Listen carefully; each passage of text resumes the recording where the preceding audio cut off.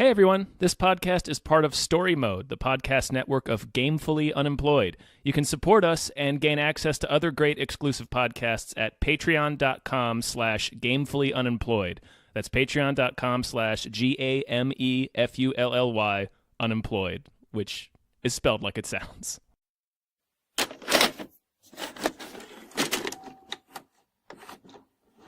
Hey everybody! Hey everyone! My name is David Bell. I'm Tom Ryman. And we just watched fucking Aquaman. Motherfucking Aquaman. Aquaman! I've been looking for you. Your half-brother, King Orm, is about to declare war upon the surface world. The only way to stop this war is for you to take your rightful place as king. Trust me, I am no king. You do your best thinking when you're not thinking at all. That was the worst pep talk.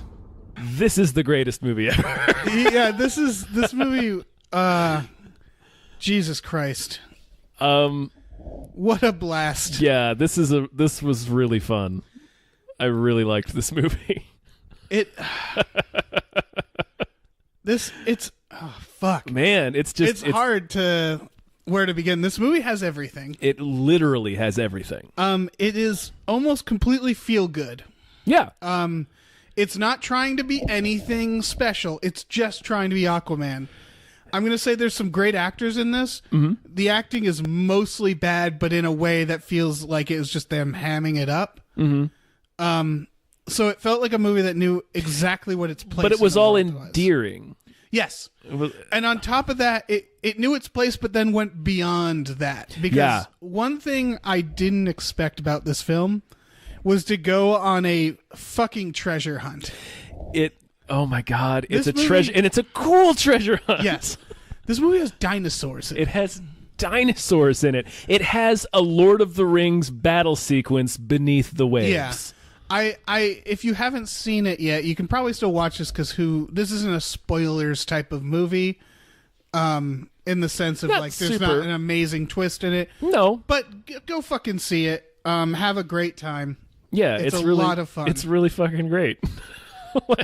It's just, yeah, man, and the action is all really good. Yeah, this is a weird thing to compare it to because I don't think it's a fair comparison, but I'm going to say it reminded me of Spielberg at times. A lot, yeah. Yeah, and not necessarily the directing so much as James Wan knew to do when he did the action, he knew to give everybody a fun little thing. There's a game in each one. Yes, there's a game, and there's a little story. It's like the henchman falls through the fucking through the roof of a building and then is like, oh shit, and has to deal with that. Chasing Mara from underneath. Yeah, there's that's the other thing. He gives the henchmen things to do. Yeah, he does. That reminded me of Spielberg a lot. The scope of it. Oh yeah. Like how huge it is, but how briskly it moves. Yeah. Well, it doesn't bog itself down with too much emotional story. Again, it knows the movie. There is some though. Yes, but it's all very basic. The love story is so basic, and that's fine. It's great. Well, and the love story isn't really the point. It's more about, I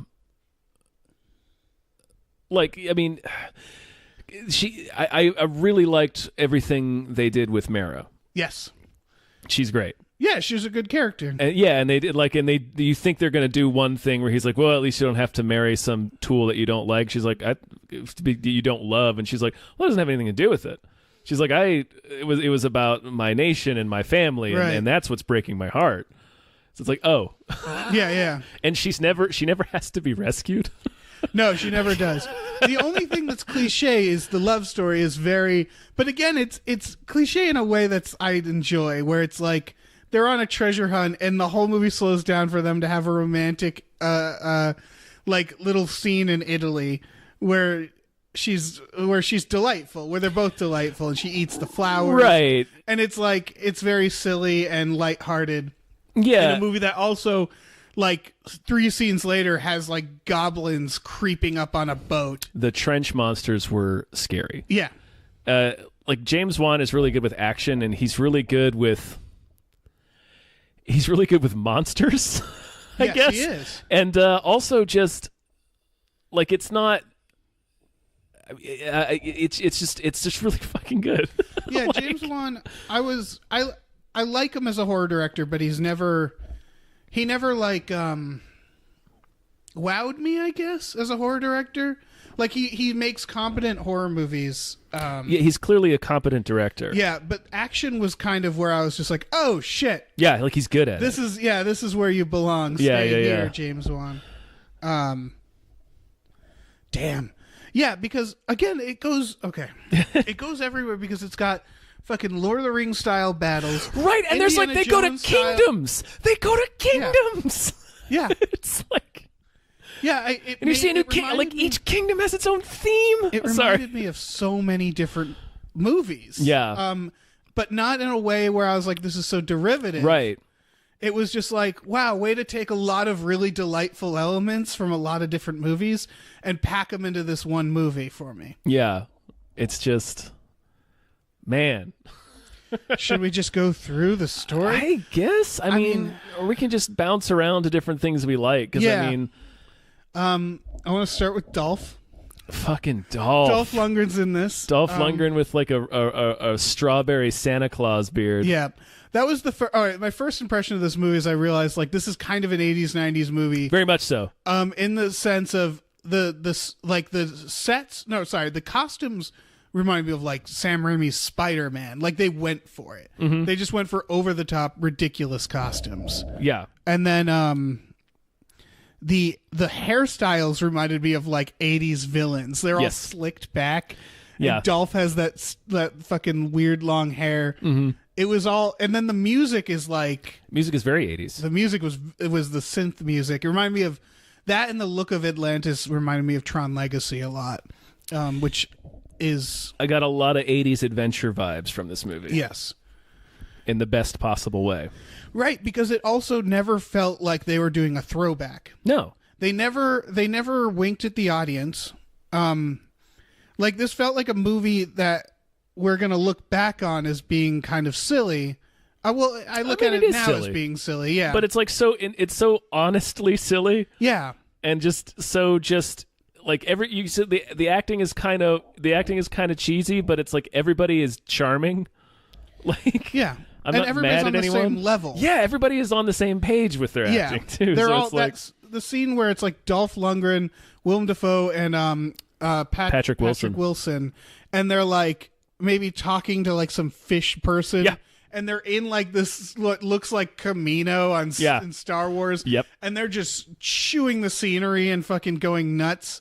And he it's just couldn't- like, this is fucking great. and like Patrick Wilson, you can tell he has so much fun as a bad guy Oh yeah. because he gets to do it briefly in the Insidious movies. He's He's pretty good as a bad guy. I was gonna say he's very good as a bad guy in the Insidious because he's trying to be more nuanced. Yeah. This one he's just being a crazy bad guy. Yeah. And it's great. Yeah, he's pretty over the top, but I thought like the scene where I was like, oh, he's pretty good at this is Right. the scene where Arthur's in chains and he's like talking to him about challenging him to a fight to take the throne. I'm like, oh, he's doing like Quiet Menace right now. Yeah. And they do that thing where none of the bad guys die. It's not No. about because again, that's what I mean is it's so feel good because they're just like everybody's gonna live for the most part. Right. There's a lot of henchmen casualties. Yeah, like nobody important dies, but like it's earned that like because it's like Yeah. the ending is surprisingly emotional, even though it's a very basic thing. Right. But it's like, Nicole Kidman comes out of the ocean and Patrick Wilson's just like, Yeah. he's It's- broken by like he can't like the whole thing is he's mad that his mom is dead and then there she is. He's like, oh fuck. Yeah, this felt like the first of the DC universe where I was like, I'm having a great time, the adults are having a great time, but it feels like a kid would really enjoy this. Yeah. Because they made it again, I don't want to say basic, it's not cliche, it's not derivative, it's just down to the basics of like it's not trying to overcomplicate anything. It's just being a fun adventure action story where a guy and a girl have a romantic thing. There's the parent issues and like everything is happy and resolved at the end. And it's just, I don't know. It was just a lot of fun. They just set out to fucking have fun. And it so works. And it's like, it's like one of the like apart from like Wonder Woman, it's like one of the it's like the only DC movie that I've watched and been like, I want more of this. Yeah, like I want to see more of this world. I want 10 of these. I want them to become like the RoboCops where they get really fucking crazy. And it's like, they could with fucking Black Manta. Yeah. Oh my god. Good God, Black Manta. All right, so this was the craziest character to me because it begins. But he's so great. The beginning stuff with him, I was just like, they're treating him like the hero. They follow him like the hero in some parts. He gets a heroic montage. He does, yeah. Because Aquaman fucking kills his dad, basically. He lets his dad die. Yeah. And I was like, dick move, Aquaman. Yeah.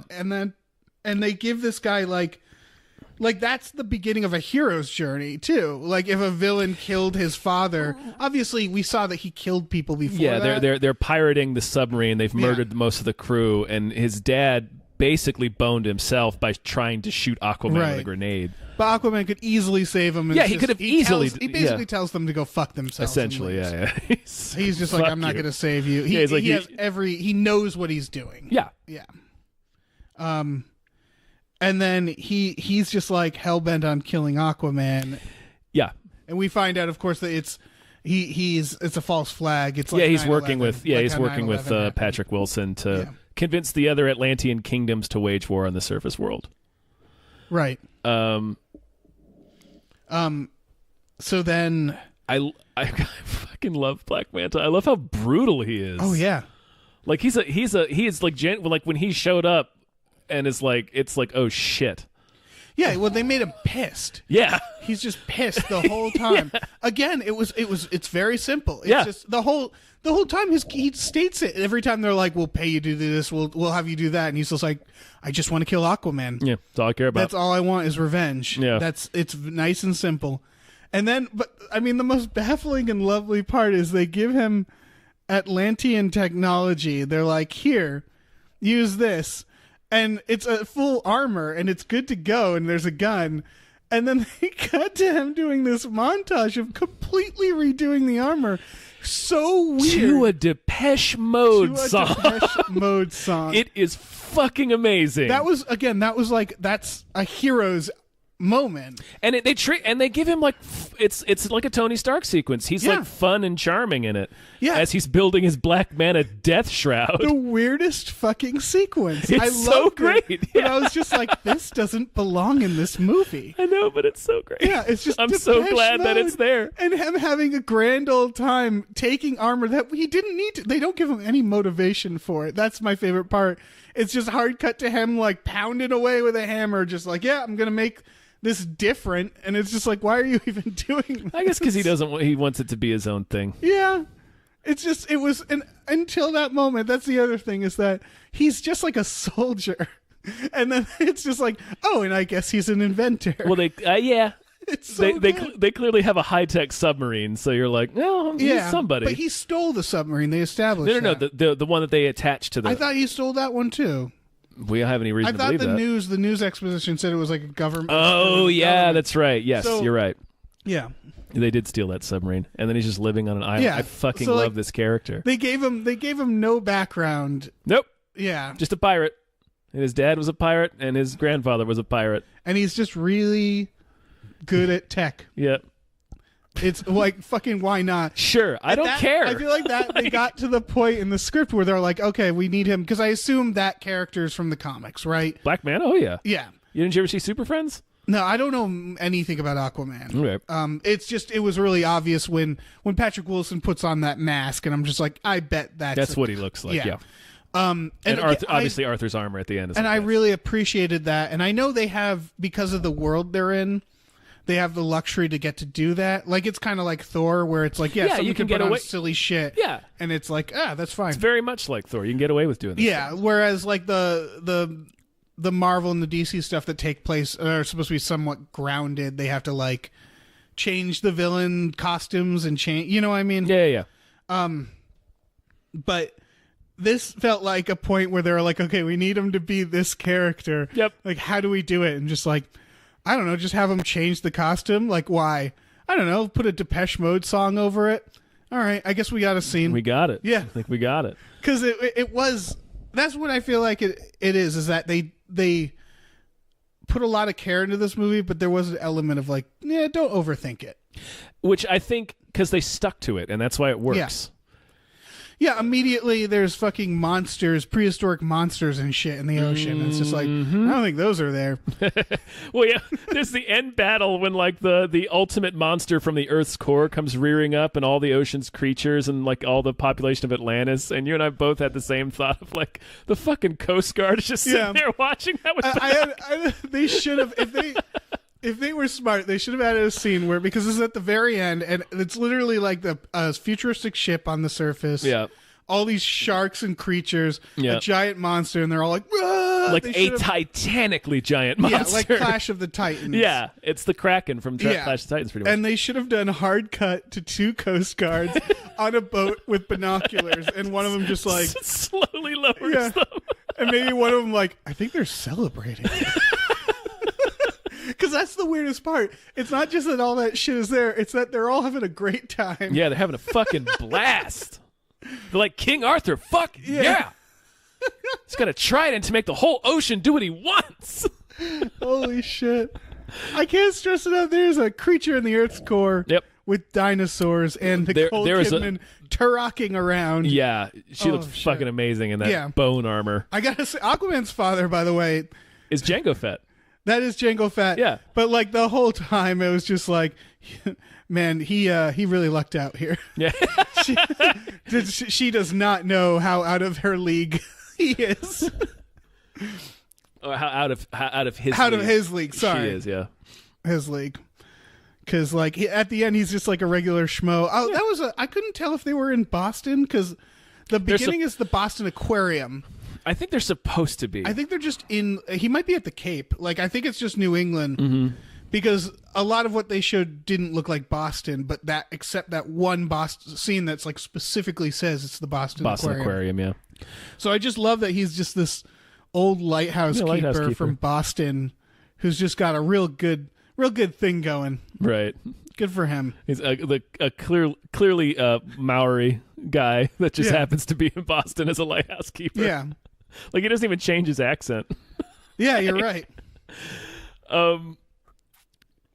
Man, this movie, he has whales fight for him. Yes, he does. They get away by riding in a whale's mouth. He takes a cab ride in a whale's mouth. It's so great. Yeah. That's all right. That's the other thing it felt like, is that it felt like that Key and Peele sketch with Gremlins 2. Yeah. It felt like they had a roundtable meeting and someone was like, okay, guys, think of anything. We have these elements. This is what we got. Everyone's going to design a gremlin. Yeah. What can we do with all this? And everybody threw out ideas and they're like, that's great. That's great. That's great. We're going to put it all in. It's all going in the movie. Yeah. Because they did everything you could think they could do, and things they didn't think. Stuff that you would. They go to the Earth's core, and it's Journey to the Center of the Earth. Yeah. Like it's just the fucking Lost World. I think. All right, this is a holy shit. This was a brilliant move by DC, and I wonder if this also came out of maybe someone watching Guardians and Thor and being like, okay, well they're going to space. What do we do? And it's like, fuck it. Let's go inside the Earth. Yeah. Why not? Let's do some crazy shit in the Earth. What a good idea. Yeah. What a great idea. It's so delightfully crazy. Yeah. And, oh, man.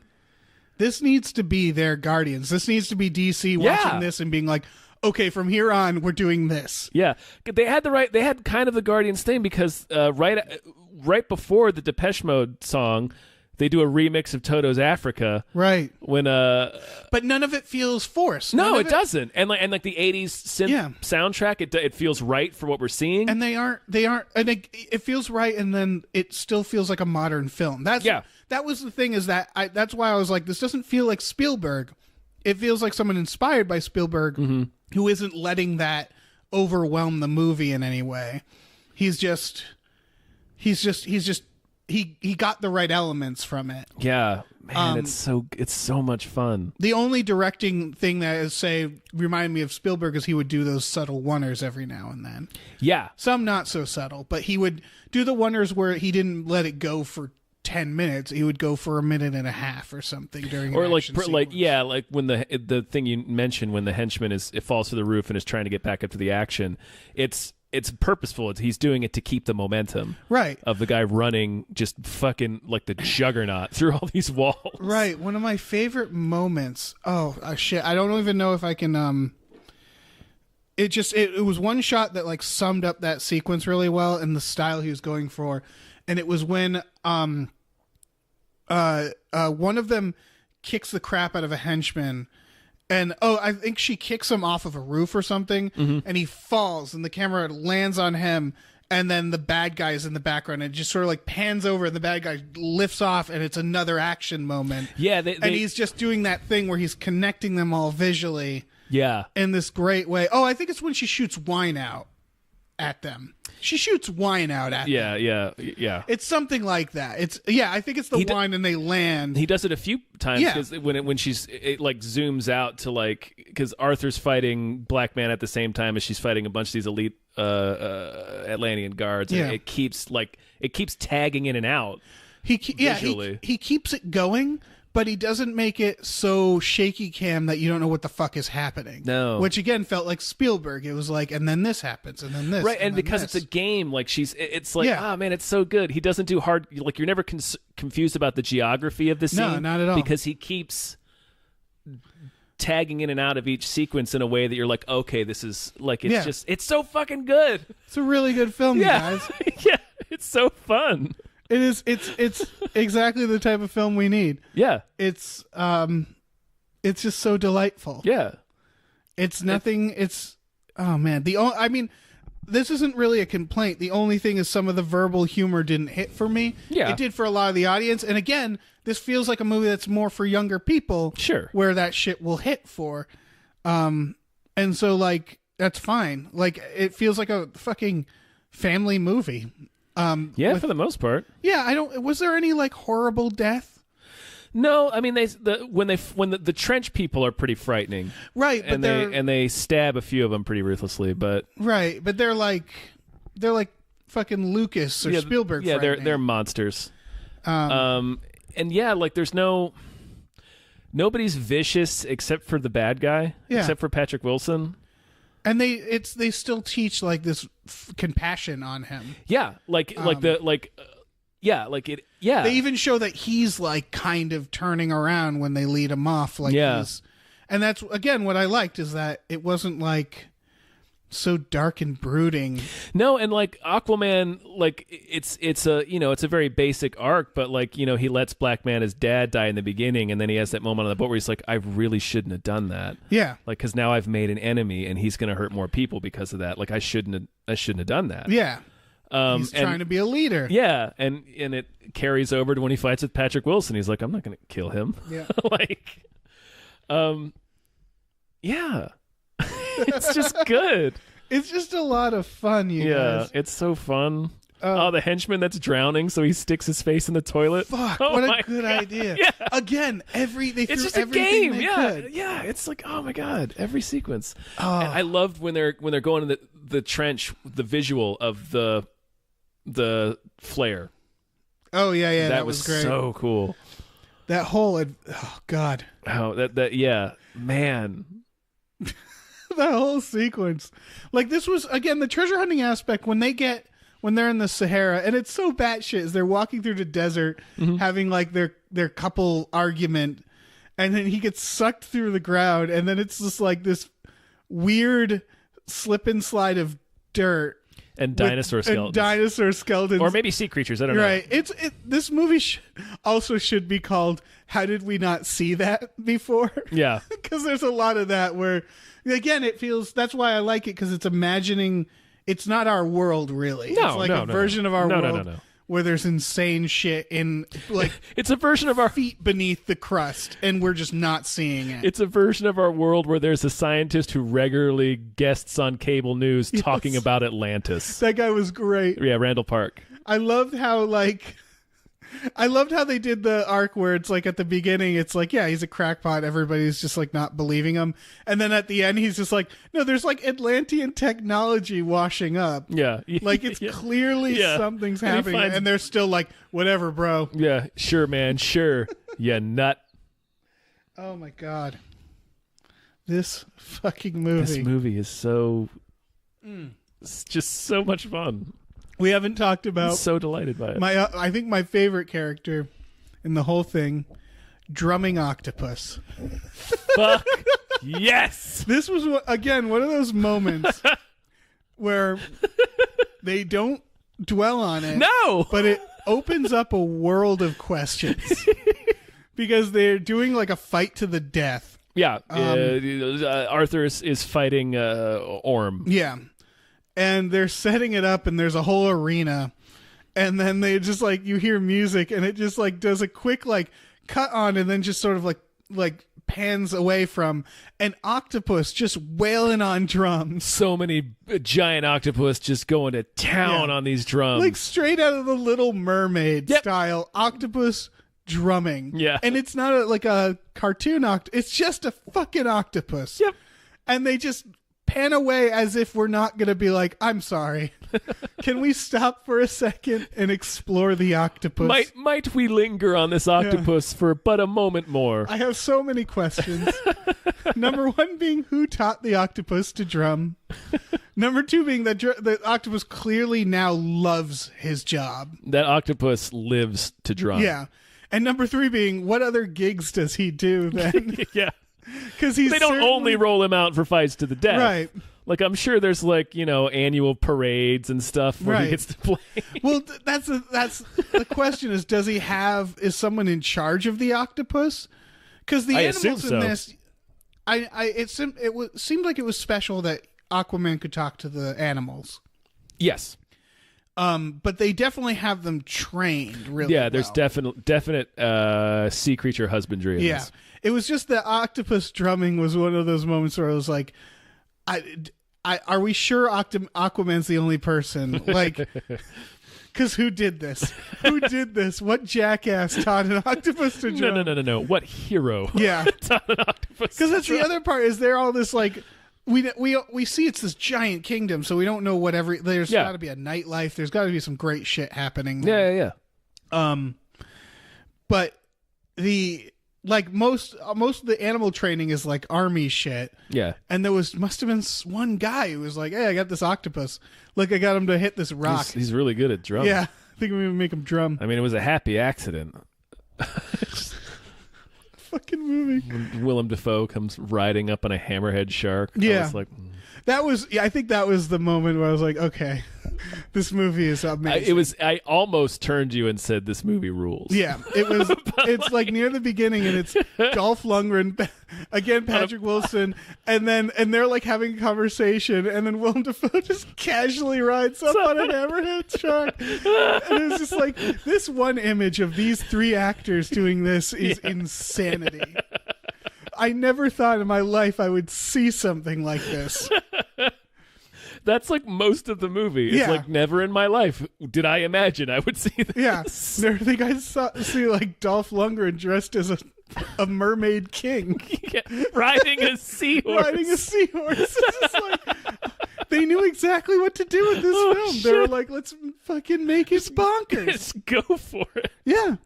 Let's fucking go for it. When they get to the center of the earth, when they go through the porthole and they come up and you see a pterodactyl fly across the screen, and then it pans out, you see a beach full of raptors. I just looked at you, like this huge, like wide-eyed smile on my face. I was just like, I feel like that was the end of the meeting where they're like, okay, what else can we get in this? And someone's like, dinosaurs? And they're like, that has nothing to do with the ocean. It's just like, does it matter? But you've seen Journey to the Center of the Earth, right? Yeah. Let's get some fucking dinosaurs in here. And then, oh man, and then a kraken. Yeah. Him riding a kraken. Him riding a kraken. Yeah.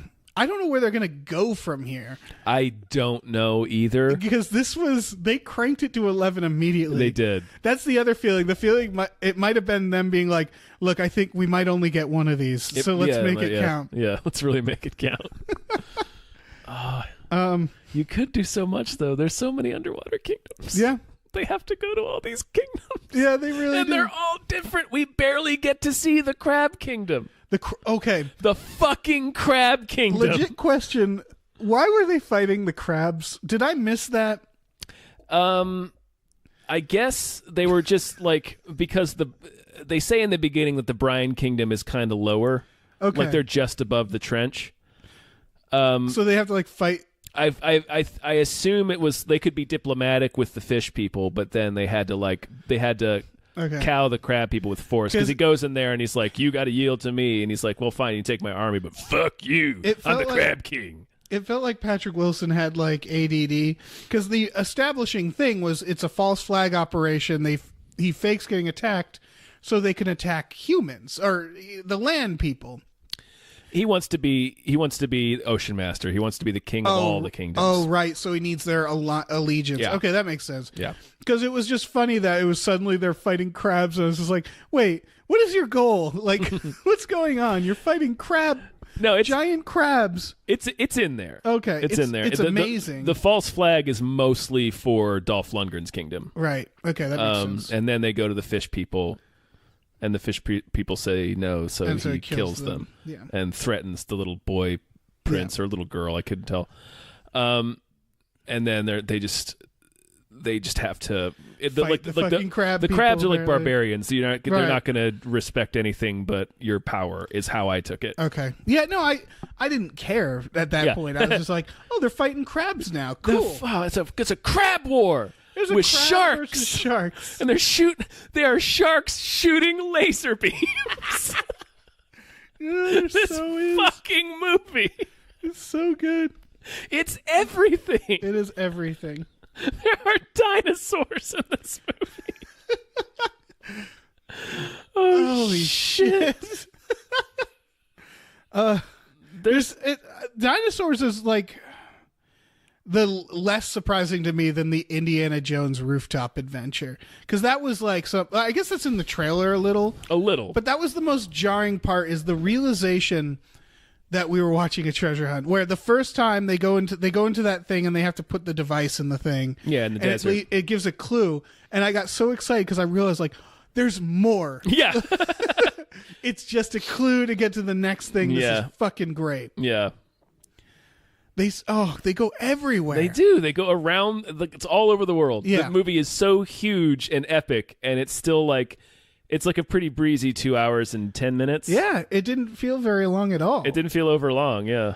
I will say it's definitely ocean propaganda, pro-ocean propaganda, it's very pro-ocean. which I don't approve of. Yeah. Because the moment when he was training as a kid and he's like going underwater, it's gorgeous. I'm just like, that's not what it looks like. It's full of shit and salt water and piss. Yeah. And just Fish. When he's like sitting on the underwater rocks looking, I'm like, there's going to be a hideous fucking crab is going to come out and ruin your day. This is not. It's just a monster crab. Yeah. This is ocean propaganda. Yep. They make it look so cool to be underwater. Look pretty sweet. Yeah. But that's not what it looks like. It's murky and it's gross. I mean, it's what do they salty. got? A lot of sand. What? So what do they got? A lot of sand. Right. We have a hot crustacean band. Nice. Including that drumming octopus. What other fish musicians do you think are down there? Do you think they have others? I imagine it's the entire Under the Sea band. Yeah.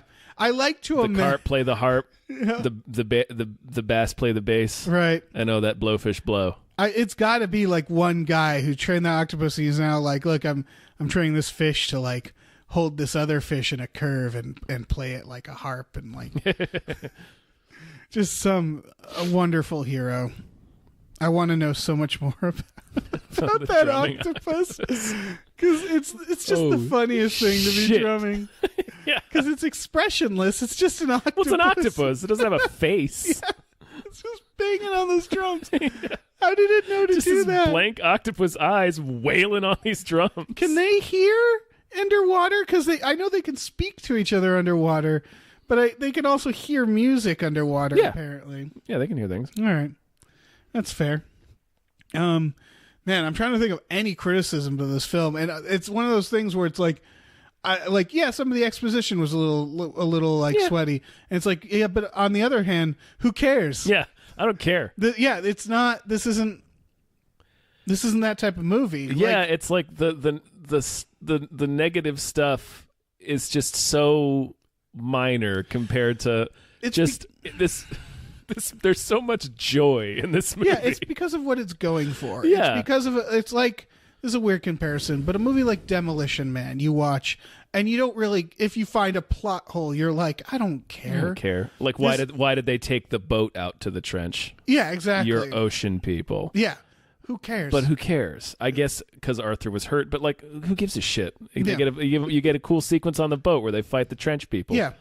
Doesn't matter. Yeah, it doesn't matter. It really doesn't matter because and you get a funny joke out of it. Yeah, and they from the very beginning they're like, from the beginning they're like, okay guys, buckle up. This is what the film is. Yeah.